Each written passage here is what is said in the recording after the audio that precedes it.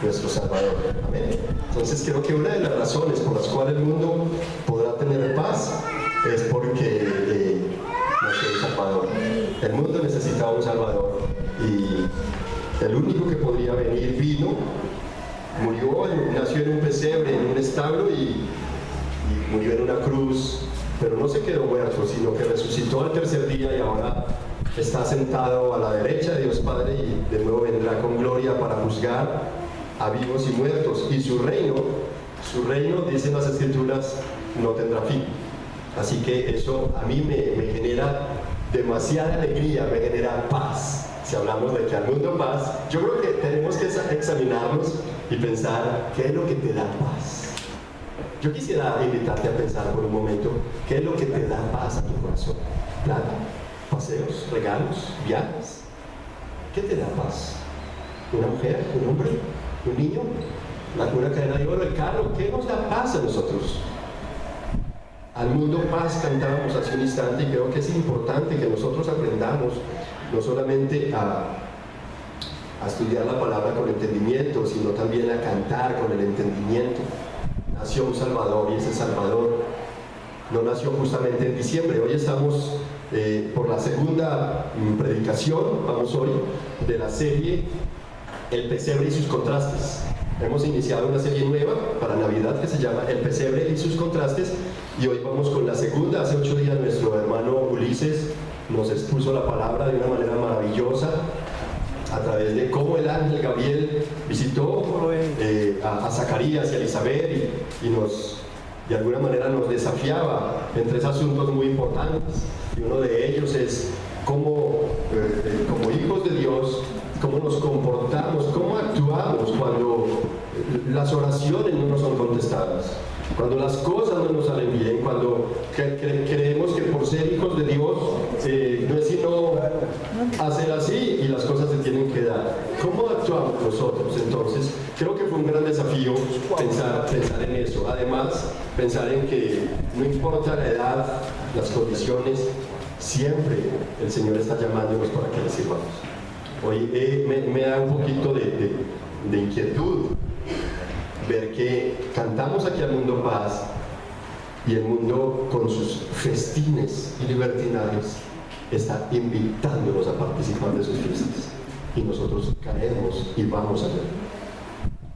Pero nosotros nos cuesta invitar al mundo a venir a participar con nosotros de la celebración maravillosa de la victoria del único que puede traerle paz al mundo.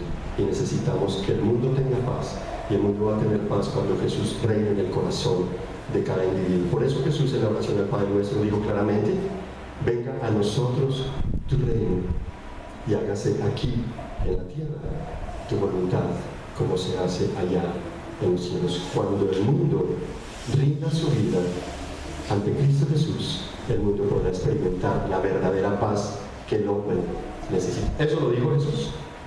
Quisiera, si alguien me regala un vasito con agua, yo le agradecería bastante. Quiero decirles que por algunas circunstancias, lleno de pasión, dormí solamente 2 horitas y entonces estoy deshidratado. Así que no porque haya bebido anoche, no fue el caso.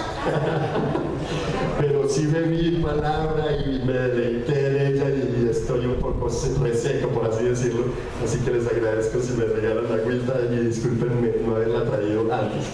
Bueno, les estaba diciendo que vamos a tener entonces una predicación, la segunda predicación de la serie El Pesebre y sus Contrastes. Estamos en el Evangelio de Lucas, hemos iniciado en el Evangelio de Lucas esta serie de predicaciones. Gracias, hermano. En el Evangelio según San Lucas, y hoy tengo que compartirles que el tema que vamos a tratar hoy, uno tiene que ver con María. Creo que ahí tenemos la imagen, la respuesta de María la Virgen ante la Navidad. ¿Y por qué puse esto? Porque el tema del cual vamos a tratar hoy tiene que ver primero con el decreto de Dios y segundo con las respuestas de María ante la Navidad. ¿Por qué Navidad?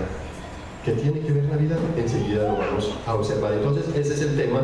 Y el título que le he dado a mi predicación para el día de hoy es Cosmovisión Cristiana y la Cosmovisión del Mundo. Así que, a manera de introducción, quiero preguntarles, ¿Cómo respondes ante los diferentes cambios de la vida?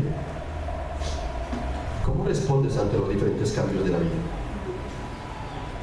Tal vez a muchos se les hace extraño que nosotros hayamos elaborado un pesebre, una cruz y elaboremos un pesebre aquí.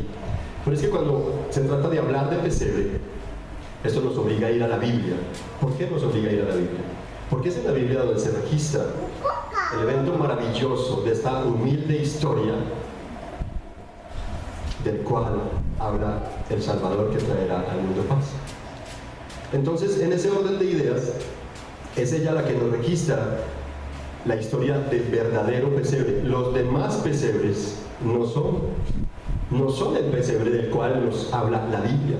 La Biblia nos habla de una historia de una ciudad pequeña de Belén, lugar donde nació Jesús, de donde fue nativo José, el prometido de María la Virgen, una joven que vivía en una pequeña aldea de Nazaret, la cual era habitada aproximadamente por 2.000 habitantes, por 2.000 personas. Y allí llegó el ángel Gabriel a traerle un anuncio, a darle un decreto que Dios había enviado para con ella. Y ese decreto tenía que ver con uno que traería al mundo la paz. Eso es precioso. Y es tan hermoso porque hablar de la historia de los pesebres nos lleva a pensar cuando nos encontráramos nosotros en una situación cambiante, crítica, donde hay dificultad, donde hay estrechez, donde hay escasez, donde hay aprieto de toda índole. ¿Cómo responderíamos nosotros?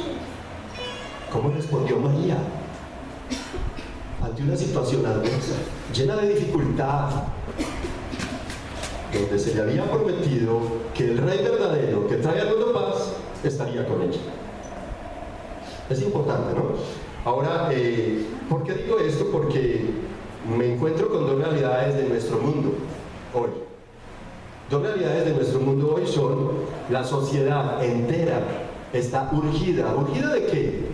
De líderes ejemplares que sean buenos modelos para esta generación y para las generaciones venideras. ¿Es verdad o es mentira? El mundo, la sociedad entera está urgida de líderes ejemplares para bendición de esta generación y de las nuevas. La segunda realidad que encuentro es que muchos que dicen creer en María y otros decimos creer en Dios, nos resistimos a seguir sus pasos, nos resistimos a seguir las pisadas de María y nos resistimos a seguir la palabra de Dios.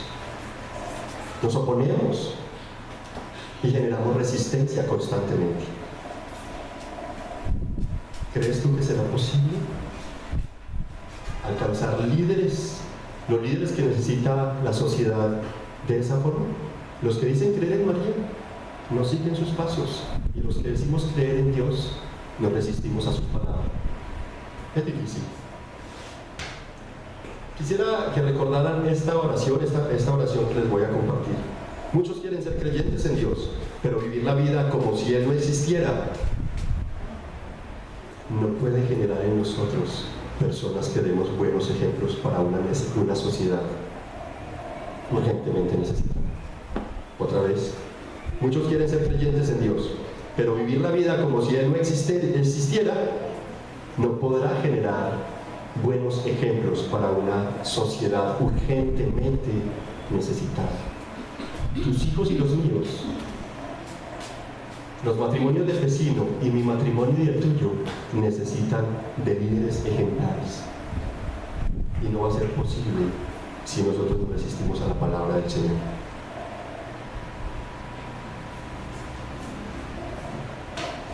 Quiero compartirles que este tema de el decreto de Dios y respuestas de María ante la Navidad, y el título que le he dado, que es la cosmovisión cristiana y la cosmovisión del mundo, lo he elaborado en 3 puntos. El primero tiene que ver con la notificación divina, una notificación que trajo un ángel. Segundo, el decreto de Dios. Y el tercero, una respuesta sensata. Quiero invitarles entonces a que vayan conmigo al texto. El texto es Lucas capítulo 1, versículos 26 al 38. Alguien me dice en esas Biblias que tienen ahí, ¿qué página es? Para quienes... Ok, allí en la repisita todavía quedan Biblias. Si alguien no tiene, le invito a que con confianza pueda tomar una. ¿Cierto que? 595. Página 595, el Evangelio según San Lucas, capítulo 1, versículo 26 al 38, y leo en compañía de todos ustedes, en el nombre del Padre, del Hijo y del Espíritu Santo, y dice: a los 6 meses, Dios envió al ángel Gabriel a Nazaret, pueblo de Galilea. Lo envió a visitar a una joven virgen comprometida para casarse con un hombre que se llamaba José, descendiente de David. La virgen se llamaba María. El ángel se acercó a ella y le dijo: te saludo, tú que has recibido el favor de Dios, el Señor está contigo. Ante estas palabras, María se perturbó y se preguntaba qué podría significar este saludo. No tengas miedo, María, Dios te ha concedido su favor, le dijo el ángel. Quedarás encinta y darás a luz un hijo y le pondrás por nombre Jesús. Él será un gran hombre y lo llamarán Hijo del Altísimo. Dios el Señor le dará el trono de su padre David y reinará sobre el pueblo de Jacob para siempre. Su reinado no tendrá fin. ¿Cómo podrá suceder esto?, le preguntó María al ángel, puesto que soy virgen. El Espíritu Santo vendrá sobre ti y el poder del Altísimo te cubrirá con su sombra. Así que el santo niño que va a nacer lo llamarán Hijo de Dios. También tu pariente Elizabeth va a tener un hijo en su vejez. De hecho, la que decían que era estéril ya está en el 6º mes de embarazo, porque para Dios no hay nada imposible. Aquí tienes la sierva del Señor, contestó María, que Él haga conmigo como le has dicho. Con esto, el ángel la dejó. ¿Me acompañan en oración? Padre, te damos gracias por tu palabra. Te suplico que nos permitas recibirla como lo que es. Palabra tuya, palabra de poder y de autoridad, en la cual nuestro espíritu debería reposar, descansar. Gracias porque enviaste a Jesús y le entregaste un reino para siempre. Permítenos que en esta mañana tu palabra atraviese nuestro corazón. Yo necesito que, aparte de mientras preparé este sermón, cómo me trataste, Señor, me sigas atravesando. Yo no quiero predicar para ellos, yo quiero predicar para mí, para mi corazón, porque soy un pecador que te necesito, Jesús. Yo necesito, Señor, rendirme delante de ti, rendir todo mi ser y reconocer tu señorío, tu potestad, tu majestad, tu divinidad. Yo necesito reconocer tu soberanía y mis hermanos también. Por eso te suplico, háblanos hoy con el poder de tu Espíritu. En Cristo Jesús. Amén. Hermanitos, entonces el primer punto de nuestro tema hoy, de cosmovisión cristiana y del mundo, tiene que ver con los versículos 26 al 30. Y ahí en los versículos 26 al 30, si ustedes se dan cuenta, si leemos esos versículos nos damos cuenta que hay 3 acciones divinas en cuanto a una notificación que tienen que ver con, si ustedes me pueden ayudar, yo les agradezco. Hay 3 acciones divinas. ¿Me pueden ayudar, por favor? ¿De qué se tratan esas 3 acciones? En los versículos 26 al 28. Yo quisiera que compartamos juntos. Dice: a los 6 meses, Dios primero envió una acción. Segundo,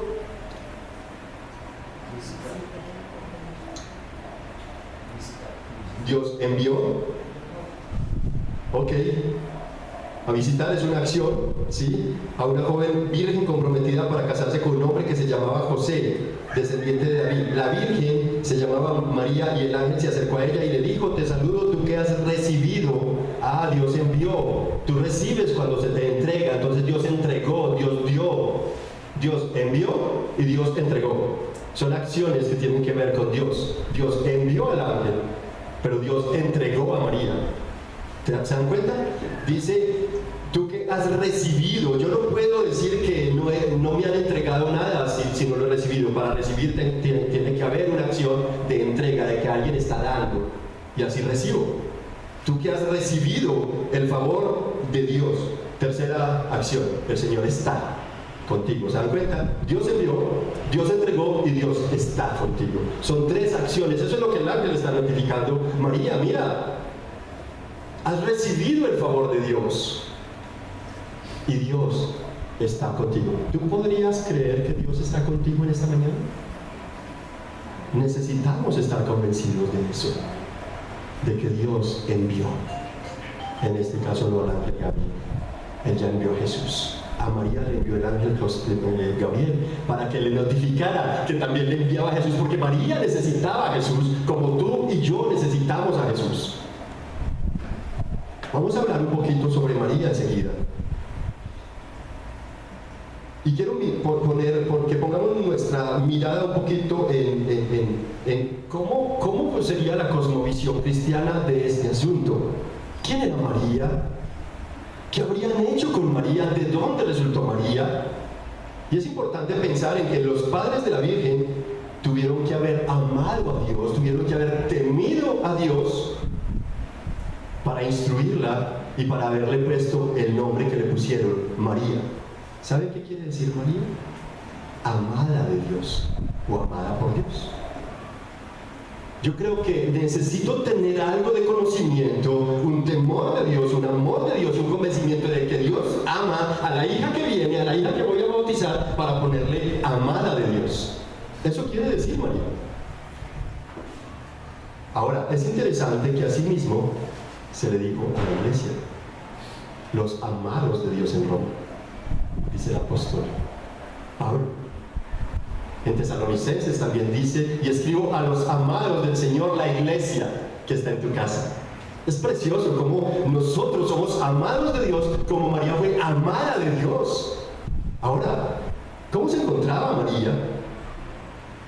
Los textos que cité ahorita tienen que ver con Romanos 1:7, donde Pablo se refiere a la iglesia como amados de Dios, y 2 Tesalonicenses 2:13, aquellos por los que Jesús se encarnó,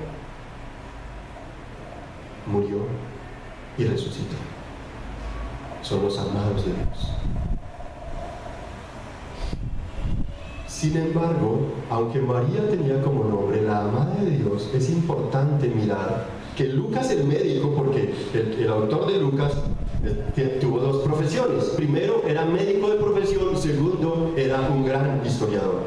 Y este hombre no describe a María como describió a Zacarías y Elizabeth en los versículos 5 y 6 del capítulo 1. Yo quiero invitarles a que pongan sus ojitos ahí, versículos 5 y 6 del capítulo 1. En tiempos de Herodes, rey de Judea, un sacerdote llamado Zacarías, miembro del grupo de Abías. Su esposa Elizabeth también era descendiente de Aarón. Eran de la tribu de Aarón. Ambos, o sea, de la tribu sacerdotal, ambos eran rectos, ojo, tanto Zacarías como Elizabeth eran rectos e intachables delante de Dios y obedecían, ¿qué cosa? Todos los mandamientos del Señor. Es una linda descripción que Dios, a través de su Espíritu Santo, ponga en un evangelista como Lucas para que observe esas características en una pareja sacerdotal que estaban en desarrollo de su ministerio sacerdotal. Es interesante, pero ¿qué se dice de María? Otra vez, el versículo 26. A los 6 meses, Dios envió al ángel Gabriel a Nazaret, del pueblo de Galilea, a visitar una joven virgen comprometida para casarse con un hombre llamado José. Es la única descripción que se hace de María. Algo tiene que ver que Lucas no le haya dado otra descripción.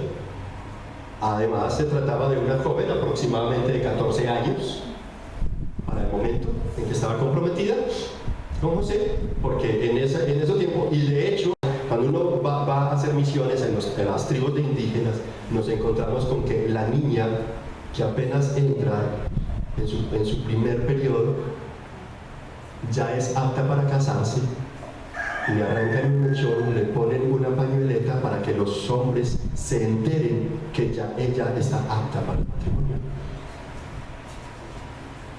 Cuando uno va a hacer misiones a diferentes tribus de indígenas, se va a encontrar con esa realidad, esa cultura. María tenía aproximadamente 14 años de edad. ¿Qué estaba haciendo? Estaba comprometida. ¿Qué la caracteriza según Lucas? Tenía un compromiso matrimonial. ¿Indica que estaba buscando a Dios? Indica que estaba en modo boda. Y las mujeres que se han casado saben que es estar en modo boda, ¿cierto? Totalmente ocupada, no les importa nada más sino la boda. Obviamente ya se pusieron a recordar ahí las muchachas de cómo fue aquel momento el modo boda. Es importante esto porque María no estaba bueno, una costumbre que había según la historia de las mujeres israelitas es que por la profecía que Dios había dado a través de Isaías 750 años antes del nacimiento de Jesús, Dios había profetizado a través de Isaías capítulo 7 versículo 14 que una virgen quedaría encinta. Capítulo 9 habla de un niño que nacería, sobre el cual, que fue el texto que se leyó hoy, sobre el cual sería puesto el reinado de Dios. Se le darían estos nombres: admirable, Dios fuerte, príncipe de paz, Padre eterno. Entonces, de acuerdo a esa profecía, las doncellas de 14 años en adelante, las vírgenes, tenían por costumbre anhelar que ellas fueran la escogida para ser la madre del rey, del futuro rey de Israel que reinaría para siempre. Esa era la costumbre de las doncellas vírgenes. Les pregunto yo, ¿estaba María en esa tónica? ¿Estaba María anhelando eso? Si así fuera, no estuviera comprometida al matrimonio. ¿Se dan cuenta? ¿Estaba buscando a Dios? ¿Estaba anhelando un ministerio para desarrollar? No. Ella estaba ocupada en lo que a ella le interesaba en ese momento. Su prioridad era la boda. Su prioridad era el sueño que quería cumplir. Su prioridad era su relación con José. Y nada ni nadie debería entorpecer sus proyectos. Usted viene enamorada, o nosotros los hombres bien hechizados por esa muchacha bien hermosa. Algunos anhelan que les llegue rápido para casarse. No queremos que nada nos dañe el sueño del amor. Lo que queremos es que todo salga bien. María estaba en modo boda. ¿Se dan cuenta que Dios se acerca a los que lo están buscando? Y trae grandes ministerios a los que no están pidiendo ministerios. Que a veces no necesitamos pedir, nómbrenme o quiero hacer esto, sino que Dios viene sin pedir permiso. Eso es importante tenerlo presente. María no estaba entre aquel grupo que estaba solicitando, anhelando ser la madre del Mesías. Eso lo deja ver ella al darse cuenta que no está sino interesada en las cosas de la boda y nada más. Además, es interesante que María, el hecho de que ella no esté anhelando esto, el hecho de que ella no esté buscando un ministerio para desarrollar, que eso nos muestre que ella no estaba interesada en buscar a Dios en ese instante, no quiere decir que María no haya sido instruida en los caminos del Señor. Los versículos 51 y 55 del mismo capítulo nos muestran de que María tenía un gran conocimiento del poder del Señor. Ella sabe que Dios con su brazo fuerte abrió el mar para que su pueblo, el pueblo de Israel, huyera de Egipto. Ella sabe que Dios con su brazo fuerte desbarató las intrigas de los impíos, echando al fondo del mar a los que perseguían a su pueblo. Ella conoce eso, ella misma lo dice, versículo 51 al 55, ella está diciendo, mire cómo dice, Dios hizo proezas con su brazo, desbarató las intrigas de los soberbios, de sus tronos derrocó a los poderosos, mientras que ha exaltado a los humildes, a los hambrientos los colmó de bienes y a los ricos los despidió con las manos vacías. ¿Quién está diciendo eso? María. Eso lo está diciendo ella. Entonces ella tiene un conocimiento amplio sobre Dios. No es que no conociera a Dios, ella lo conocía muy bien. Ahora, ella sabía que así como hizo con el pueblo de Egipto, así exaltó a los humildes. ¿A cuáles humildes? A la reina Esther, por ejemplo, que derrocó a aquel hombre que quería matar a todos los judíos, el príncipe segundo en mando después del rey Asuero,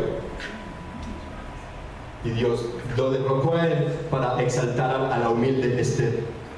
Ella sabía que Dios derrocó a grandes gobernantes en el reinado de Nabucodonosor para exaltar a Daniel, al humilde joven Daniel.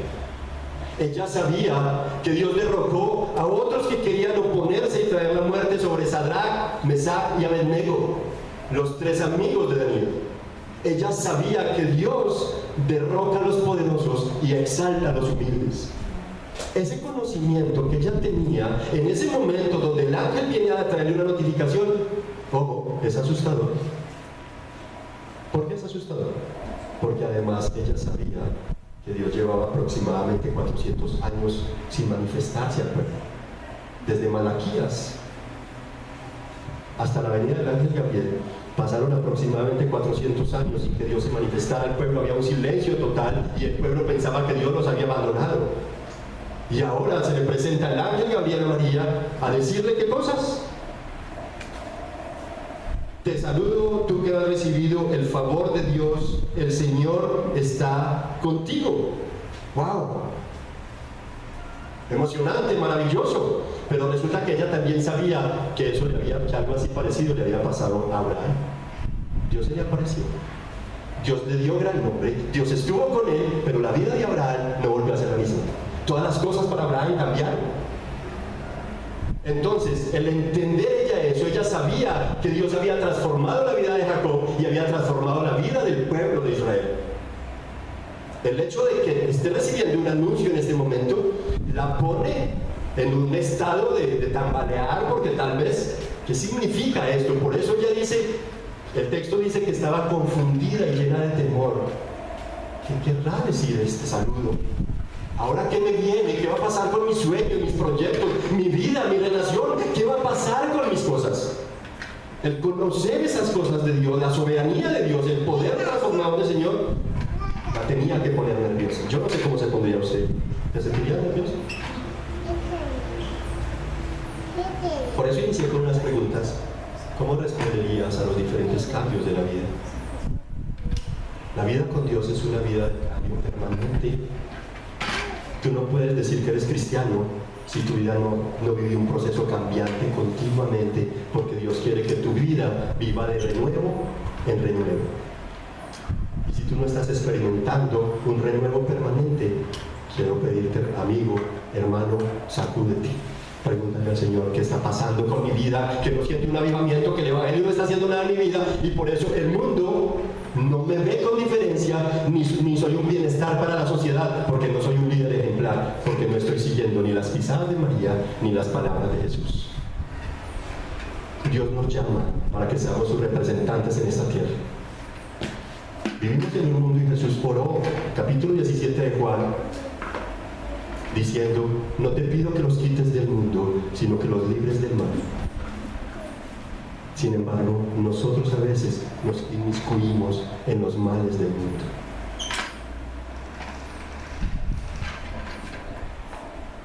Es interesante que cuando a María le dicen esto, el Señor está contigo, Él te ha favorecido, serás bienaventurada entre todas las mujeres, uno podría decir, wow, qué cosa tan emocionante, esto, qué rico poderlo vivir, pero ella sabía que entonces su vida podía sufrir un cambio totalmente radical, un cambio total, valga la redundancia. Esto la puso en estado de nervios, en estado de alerta.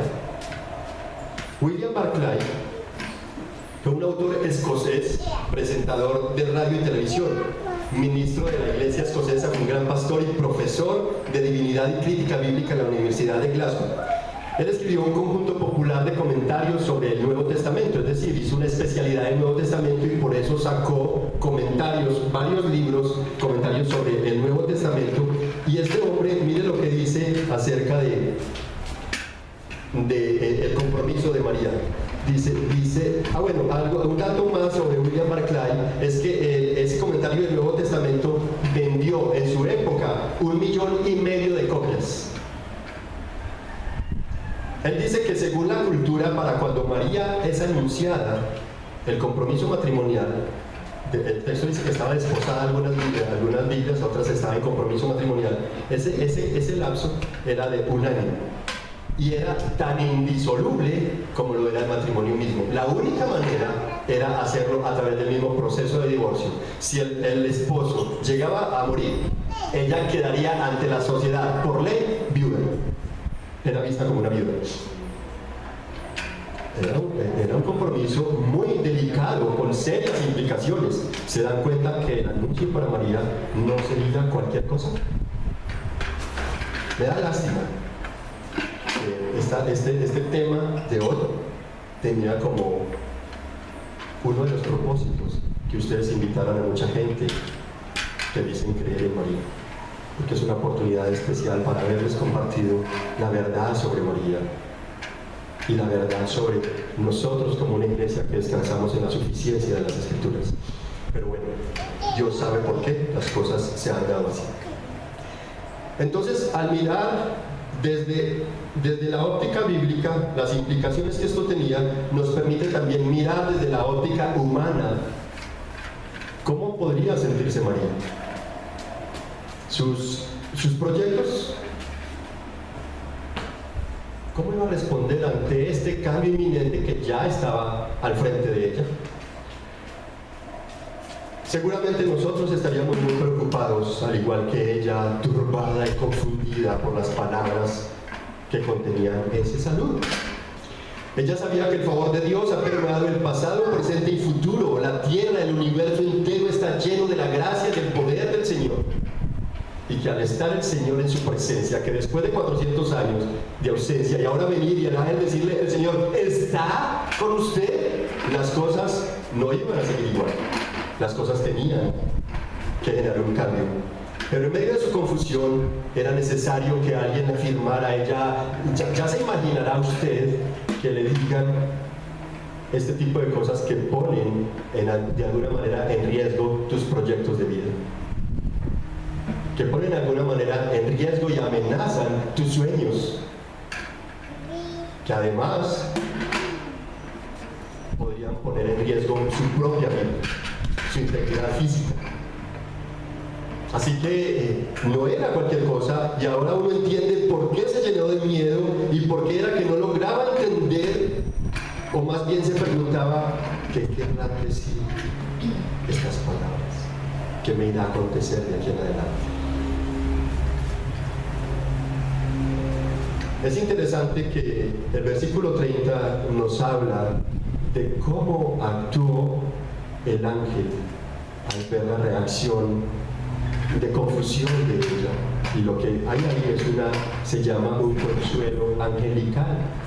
El ángel la consoló diciéndole, yo no sé si has escuchado estas palabras algún día: hermano, no temas, confía, espera en el Señor está contigo, el Señor no te va a dejar abandonado o abandonada, el Señor te va a sacar adelante, Él te va a sacar de esta situación. Miren cómo le dice el ángel: no temas, María, el Señor está contigo.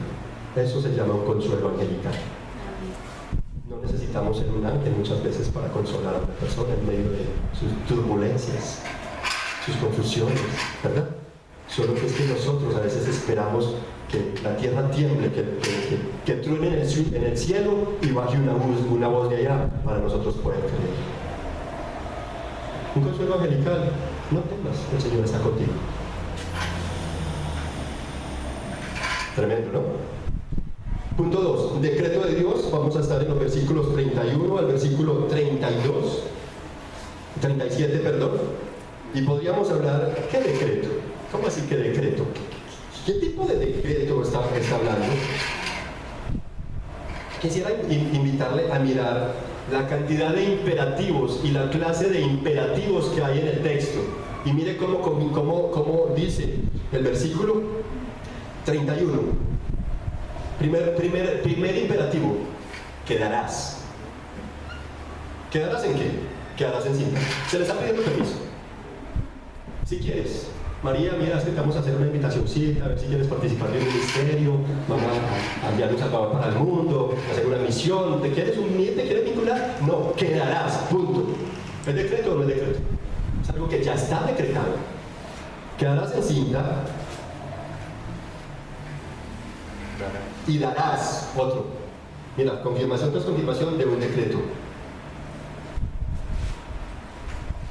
Quedarás encinta, darás a luz un hijo, le pondrás, ni siquiera se te va a dar la libertad de escogerle el nombre. Ya está decretado el nombre. Una de las cosas con las cuales mi esposita y yo luchamos mucho cuando nuestros hijos venían en camino fue con el nombre. Yo le quería poner a mi hijo Larry Peterson. Y mi esposa me decía, está loco, ni muerta le voy a permitir que le ponga ese nombre a mí. Sí.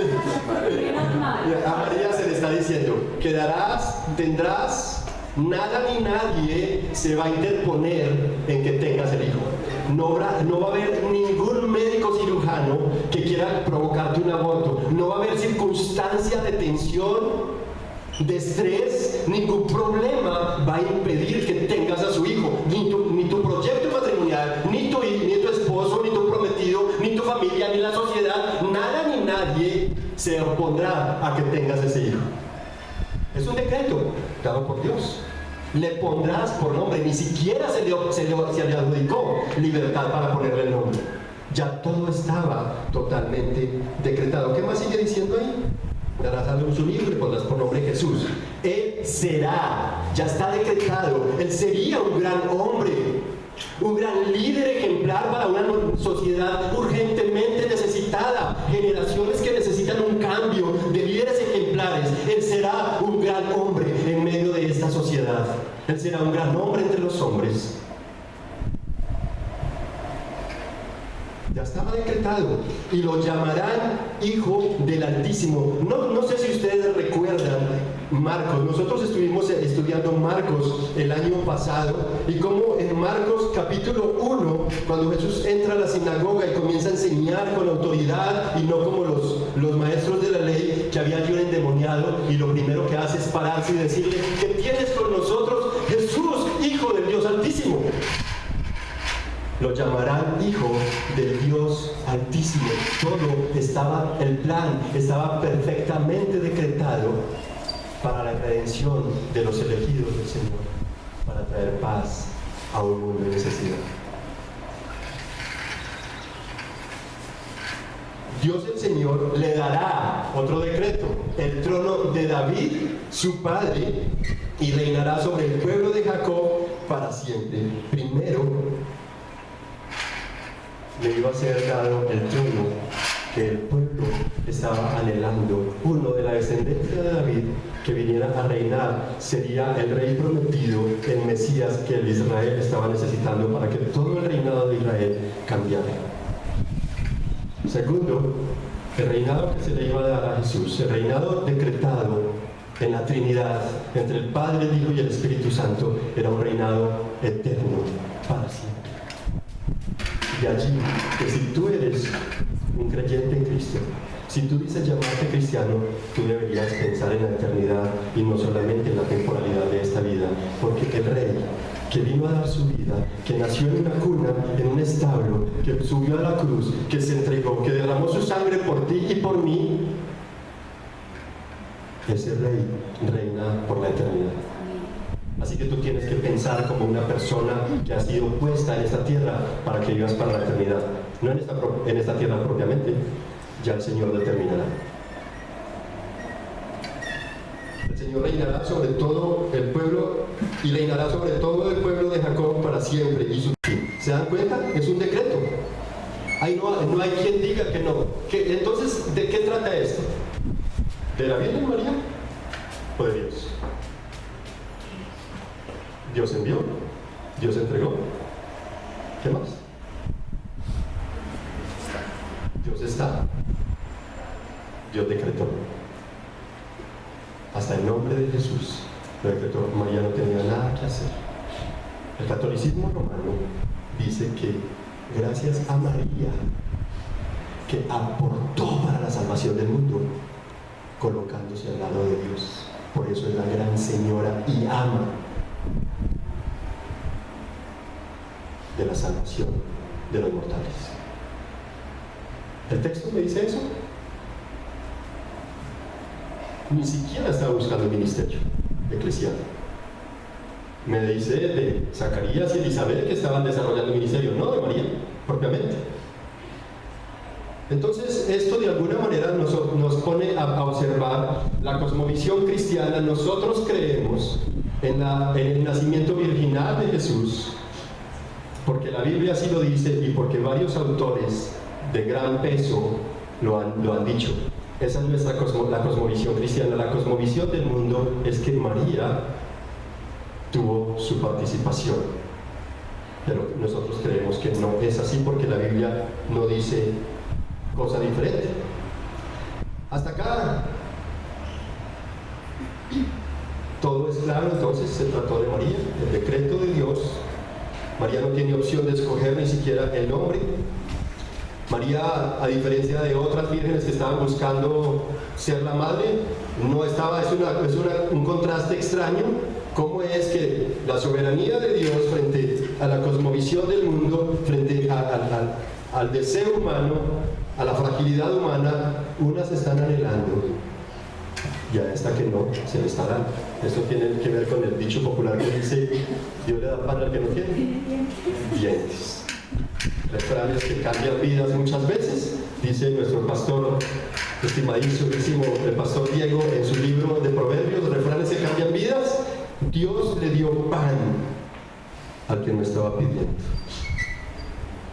A veces tú no estás pidiendo el ministerio, pero Dios va y te saca de tus planes, se te mete en el caminar, te daña el caminado y te dice: ven, que voy a hacer algo contigo. Importantísimo, ¿no? ¿Cómo podrá suceder esto?, le preguntó María. María ya lo tenía claro, ya sabe, ella tiene un conocimiento de la soberanía de Dios, para ella no hay ninguna dificultad con esto. Está bien, ni siquiera el nombre me lo van a permitir que se lo ponga. Está bien, es que va a ser es hijo del Dios Altísimo. Entonces, bueno, pero ¿me podrías explicar? Porque de acuerdo a la cosmovisión humana, la única manera de que yo conciba es a través de la unión de dos células, una masculina y una femenina, para que haya el coito. De lo contrario, va a ser imposible, cosmovisión humana. ¿Cómo va a ser esto?, le pregunta ella a la Biblia. No era que estaba dudando, como dudó Zacarías. Hay un contraste allí entre, ¿sí? Esta joven entendía perfectamente, y lo que está diciendo es: bueno, si no es como se dan de acuerdo a las cosas del mundo, de la raza humana, ¿cómo va a ser posible? Porque yo todavía no he tenido contacto físico con un hombre. Y entonces ahí está la respuesta, el mecanismo, el método, el decreto de Dios. Era un plan completamente perfecto, donde el Padre decreta, el Hijo se somete y el Espíritu Santo aplica. Ojo, ahí hay una participación de la Trinidad. El Padre decreta, el Hijo se somete y el Espíritu Santo aplica. Si el Padre decretó llamarte, Jesús va a venir a tu vida, va a someterse. Se sometió a nacer en un establo, a morir en una cruz, para venir a tu vida, y el Espíritu Santo aplicará esa verdad en tu corazón. Te pongas o no te pongas, te rindas o no te rindas, Dios lo va a hacer. Cuando Dios quiere hacer algo, nada ni nadie lo puede detener, porque Él es Dios. Tercer punto. Vamos avanzando un poquito. El Espíritu Santo, bueno, antes de ir al tercer punto, el Espíritu Santo vendrá sobre ti y el poder del Altísimo te cubrirá con su sombra. Así que al santo niño que va a nacer otra vez, nada lo detendrá, es un decreto y nada ni nadie, no habrá poder alguno, ningún principado, potestad podrá oponerse. El niño va a nacer y será hijo del Dios, será llamado hijo del Dios Altísimo. Entonces se trató de Dios y nadie más, eso es soberanía. Él lo hizo todo, a ella solo se le dio la oportunidad, bueno, ¿qué tal que no?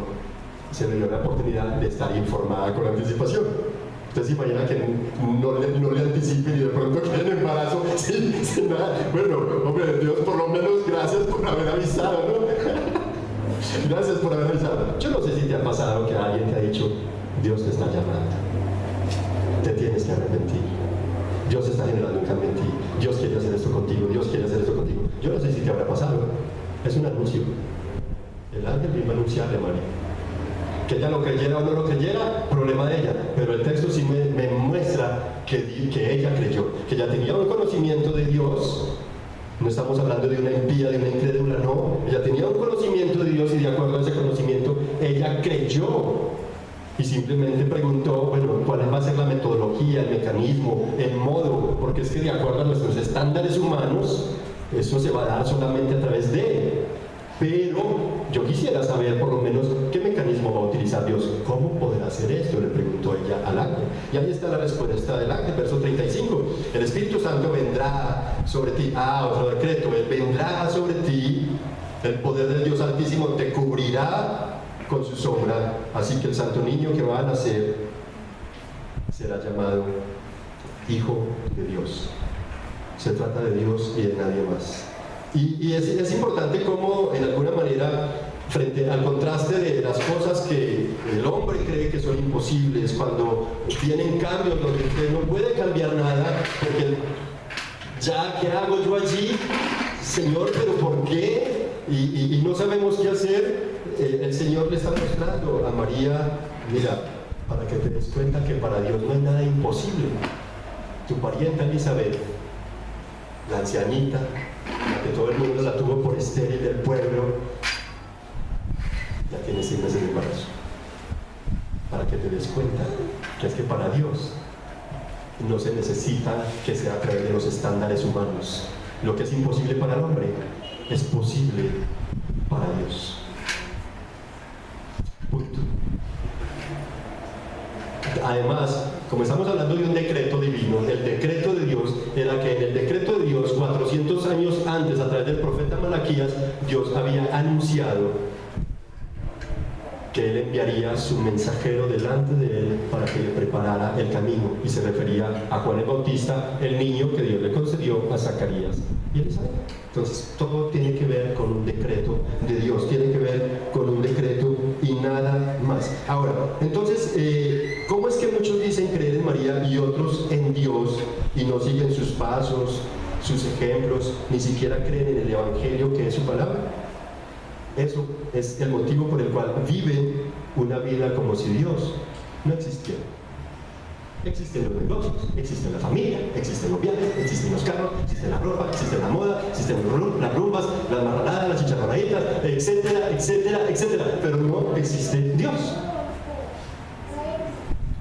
¿Cómo modelarle a las nuevas generaciones, a una sociedad necesitada, un liderazgo sano y saludable que marque y sea referencia para un mundo en deterioro?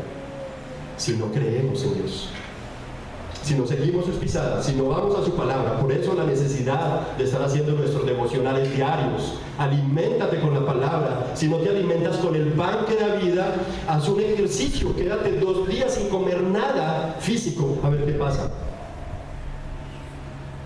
No lo vas a querer hacer, pero si nos quedamos días sin venir a la palabra del Señor, que es la que nos nutre, la que nos da pan, la que nos da fuerza, la que nos da vida, porque ella es vida. Entonces, hemos convertido de la Navidad, dice, pero viven la vida como si no existiera. Y en las Navidades, aunque hemos cantado muchas veces que las circunstancias no nos mueven a nosotros, sin embargo en las Navidades son manejados por la sociedad de consumo.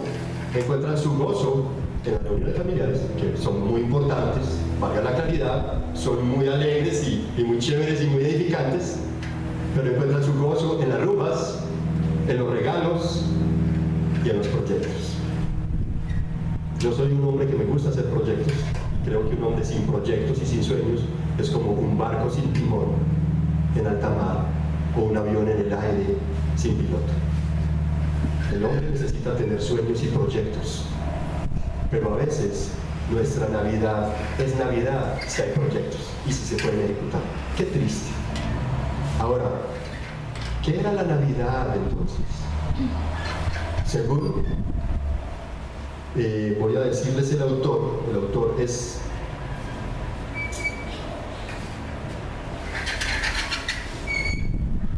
Craig S. Kenner, el autor de este texto que se llama El comentario del contexto cultural de la Biblia, contexto cultural de la Biblia del Nuevo Testamento. Según Kenner, dice que la Navidad se dio porque la iglesia, los hermanos, los amados, la iglesia amada de Roma, al ver que se estaba celebrando una fiesta pagana con los emperadores, celebrándole en diciembre los cumpleaños, entonces celebraban las deidades de los dioses y la frase que le proclamaban al emperador, en este caso, era el Salvador y Señor Rey. Entonces la iglesia cristiana, para contrarrestar o sustituir ese paganismo, esa fiesta pagana, implementaron una fiesta que se llamara la fiesta de la Navidad, que se daría el 25 de diciembre, y de esa manera entonces contrarrestar a un rey de un palacio con un rey en un establo. La altivez y prepotencia de los ricos con la humildad de aquel que dijo: ni aun el Hijo del Hombre tiene donde recostar la cabeza. De allí que entonces sería una ofensa, una humillación para los emperadores escuchar que Jesús era el Rey de Israel, el Señor y Salvador del universo. Por eso se llevó a cabo la Navidad. Estamos hablando del pesebre y sus contrastes, y es necesario que nosotros tengamos la información como cristianos.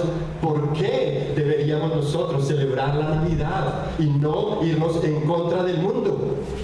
Sino más bien estar en medio del mundo, protegidos por la oración de Jesús de que nos libre del mal, mientras nosotros invitamos al mundo a participar de nuestras fiestas y celebraciones, y no nosotros en las fiestas y celebraciones de ellos. Como tal, nos abrazan con sus cosas impías y nosotros caemos sin ni siquiera invitarlos a nuestras celebraciones del verdadero Rey y Salvador, el Señor Jesucristo.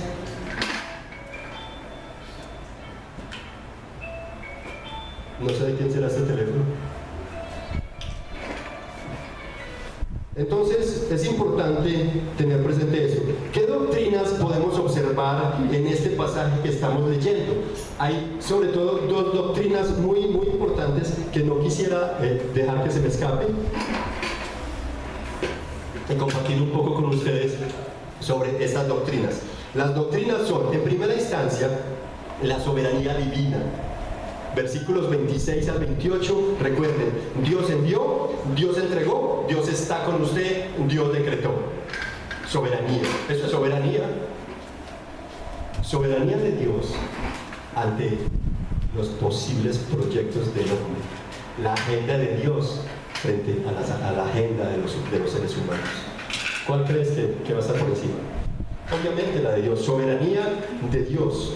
Versos 35 dice, lo repite, lo llamarán es pura soberanía, tendrás, nacerá, le pondrán, su reinado no tendrá fin, reinará para siempre, es pura soberanía de Dios. Y la segunda doctrina que se ve en este pasaje tiene que ver con el nacimiento virginal de Jesús.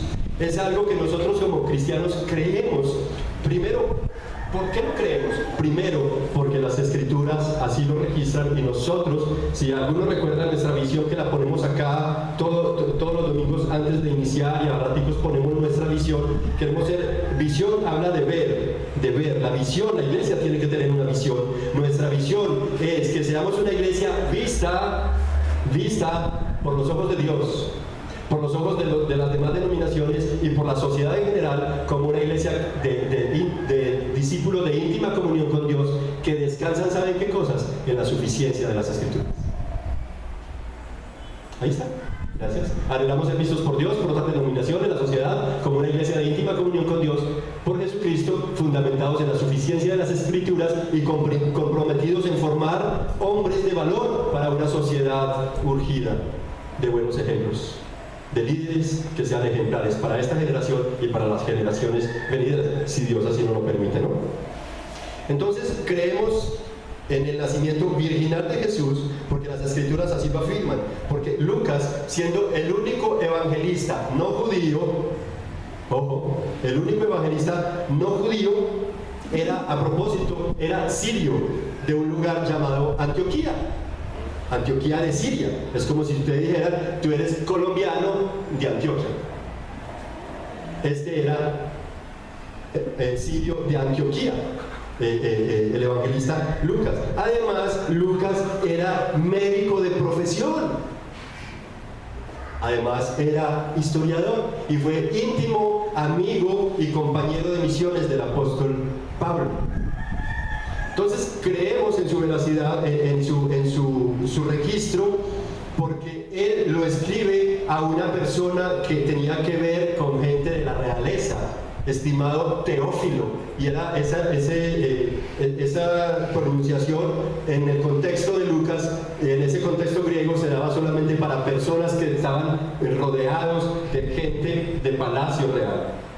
Excelentísimo, es que le dice, oh excelentísimo Teófilo, te he escrito esto, y comienza a decirle. Entonces es interesante que nosotros confiamos primero, porque la Escritura lo dice a través del evangelista Lucas, que no fue testigo ocular de Jesús, no fue apóstol de Jesús, fue un sirio de Antioquía, pero que fue un médico, que fue un historiador y que creyó y amó profundamente a Dios y que luego hizo misiones con el apóstol Pablo, y que además el libro de los Hechos, a partir del capítulo 11 en adelante, data de muchos eventos que acontecieron de la iglesia cristiana en Antioquía de Siria y en Antioquía de Filipos. Entonces es importante tener presente esto. Segundo, porque hay otro evangelista, este sí fue autor, sí fue apóstol de Jesús, fue testigo ocular, también fue un hombre profesional, de profesión contador público, y su nombre es Mateo. En el capítulo 1, versículos 18 al 25, yo quisiera que leyéramos allá un momentico, Mateo, ya vamos terminando, Mateo 1, 18 al 25, miren cómo lo dice él. El nacimiento de Jesús el Cristo fue así: su madre María estaba comprometida para casarse con José, pero antes de unirse a él, resultó que estaba encinta por obra del Espíritu Santo. Como José, su esposo, era un hombre justo y no quería exponerla a vergüenza pública, resolvió divorciarse de ella en secreto. Pero cuando él estaba considerando hacerlo, se le apareció en sueños un ángel del Señor y le dijo: José, hijo de David, no temas recibir a María por esposa, porque ella ha concebido por obra del Espíritu Santo. Dará a luz un hijo y le pondrás por nombre Jesús, porque él salvará al pueblo de sus pecados. Todo esto sucedió para que se cumpliera lo que el Señor había dicho por medio del profeta: la Virgen concebirá. Esa es la profecía de Isaías capítulo 7 verso 14. La Virgen concebirá y dará a luz un hijo y lo llamarán Emanuel, que significa Dios con nosotros. Cuando José se despertó, José lo creyó. Entonces, lo dijo Lucas, lo dijo Mateo, José lo creyó, y nosotros como iglesia también lo creemos. Por eso creemos el nacimiento virginal de Jesús. Además, porque pensamos que Jesús, si mostró tanto poder, tanto milagro sobrenatural, asimismo debió haber sido su nacimiento, un nacimiento sobrenatural, su concepción, una concepción sobrenatural. Entonces hay varios elementos de peso por el cual como iglesia creemos, dado que mucha parte del mundo no acepta que Jesús realmente haya nacido de manera virginal, porque no aceptan de que haya la manera de concebir sin la unión de dos células humanas. Entonces ellos no lo aceptan, nosotros como iglesia lo aceptamos. Tercer punto, nos vamos al versículo 38, tiene que ver con una respuesta sensata. Para esa respuesta sensata yo quiero contarles que en este librito que les voy a mostrar y que quiero que algunos de ustedes lo tengan, algunas personas ya lo tienen y yo sé que lo están disfrutando, en este librito de Nancy Leigh Moss que se llama Rendición, hace unos apuntes tan importantes y me encanta esta respuesta sensata de Juan Wesley, año 1753, dice en la página 51 de este libro. Voy a leerlo acá más bien, voy a irme al libro para ser más literal.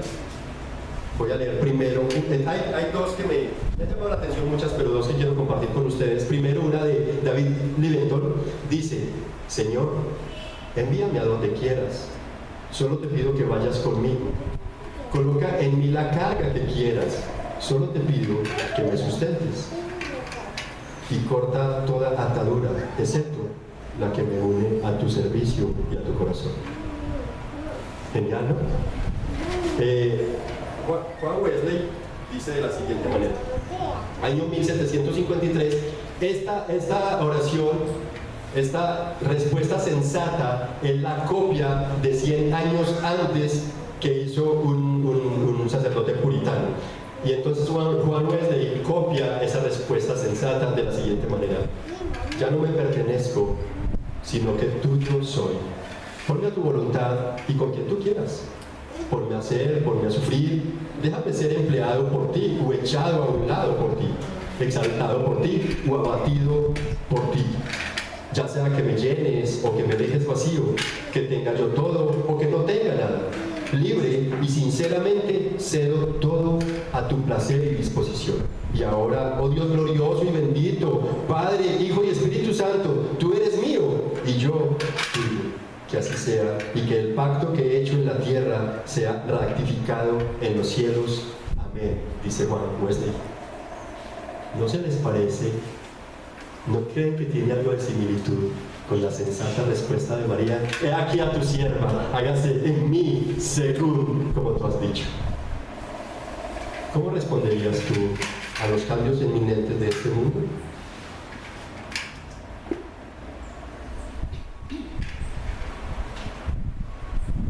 Yo quisiera poder responderle al Señor de manera sensata también.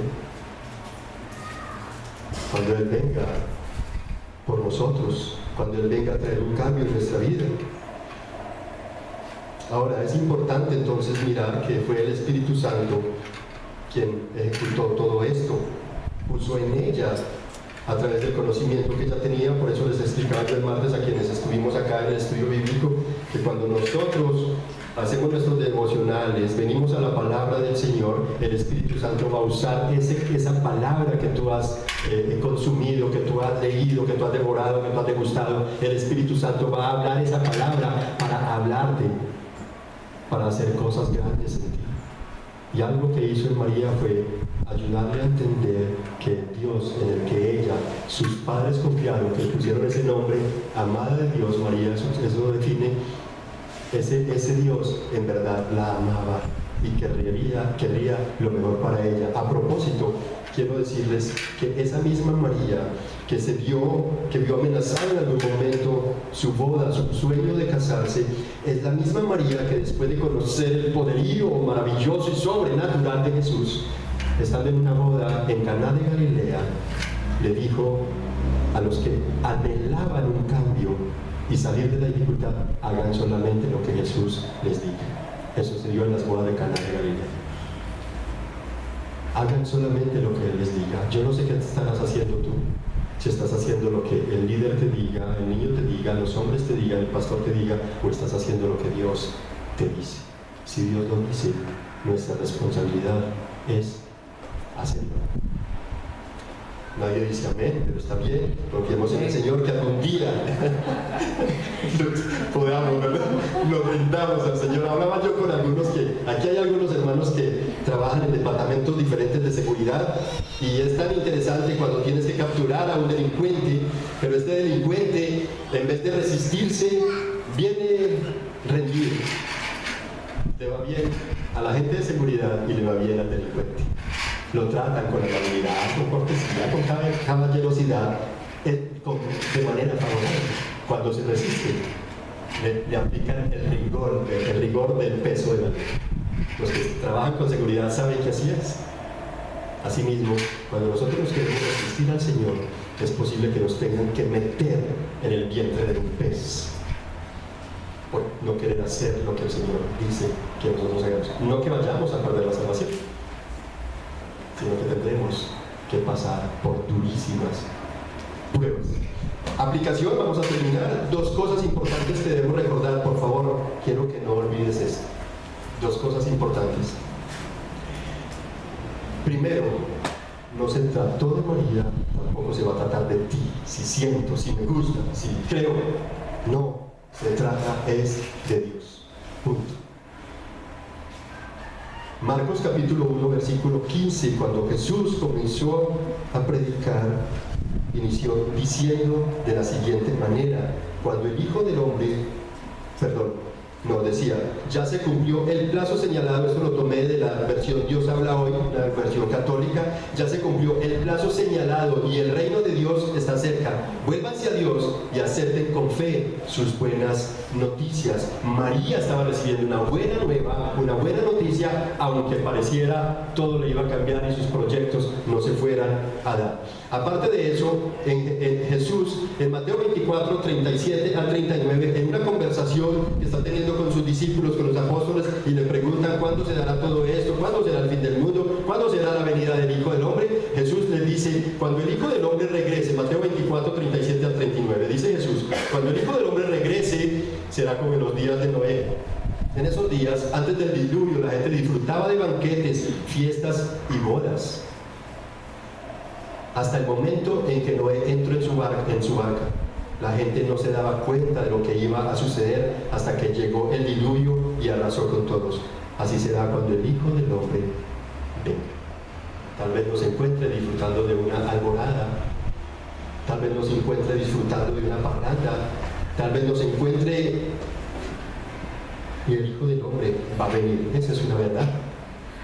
Y quiero hacer un poco de énfasis en esto y que no lo olvides, porque como dije al comienzo, muchos como cristianos hemos venido al Señor en medio de un sufrimiento, de una calamidad. Así conocimos del Señor y el Señor nos ayuda a salir de ahí, ha mejorado nuestras vidas, nos ha transformado y nosotros vivimos acá en la tierra dichosos de que el Señor esté en nuestras vidas, pero estamos viviendo para que el Señor nos dé una buena vida en la temporalidad de esta tierra, pero no estamos pensando en la eternidad para vivir siempre con Jesús. Y Él va a venir como llegó a María en un momento menos pensado. Él va a venir. Segunda cosa que quiero que no olvides, que la recuerdes: los que se resisten serán humillados e irán a condenación. No digas ser creyente en Dios o en María y no has rendido tu vida a Cristo. Eso sería mentira. Arrepiéntete y ven a Jesús hoy para tu salvación. Isaías 44, 21 al 22 lo tenemos en pantalla. ¿Me ayudas, por favor? Y con eso terminamos, hermanos. Mira cómo dice el profeta, o más bien Dios a través del profeta, dice ahí lo tenemos, presta atención. Presta atención. Ahí está Jacob subrayado, Israel subrayado. Yo quisiera que en esa rayita pusieras tu nombre. Haz de cuenta que Dios te está hablando. Presta atención, oh Jacob, porque tú eres mi siervo, oh Israel. Yo el Señor te hice y no te olvidaré. He disipado tus pecados como una nube y tus ofensas como la niebla de la mañana. Vuelve, dice el Señor Dios Todopoderoso. Yo quiero invitarte para que volvamos al Señor hoy. Tal vez tengamos mucho de qué arrepentirnos. Tal vez nos hemos resistido en un momento dado y el mundo que necesita paz no la tiene. Y muchos de nosotros, en vez de estarle llevando la paz de Jesús, estamos anhelando lo que no tiene que ver con Él. Yo te invito para que dispongas tu corazón en rendición a Jesús y te arrepientas le pidamos perdón juntos, pidámosle perdón al Señor y sabiendo que no se trata de nosotros sino de Dios. ¿Qué tal si cantamos una canción? Hay una canción preciosa que los hermanos van a entonar, que tiene una letra preciosa y dice, te necesito, Señor, para yo cambiar, para yo rendirme a ti, yo te necesito, Señor. Yo quiero pedirte que cierres tus ojos allí donde estás. Y recuerda, el ángel dijo, el Señor está contigo, el Señor está con nosotros, Él está en medio de nosotros. ¿Qué tal si junto con los hermanos entonamos esta canción, nos vamos preparando para participar de la Santa Cena? Vuelve a mí, dice el Señor, vuelve a mí. Presta atención a mis palabras y vuelve a mí, hijo mío, porque yo te hice y te llamé para que fueras mi siervo. Señor, cuán difícil es, Señor. Te necesitamos, Jesús. Te necesitamos, Dios. Vamos a cantarlo como una oración.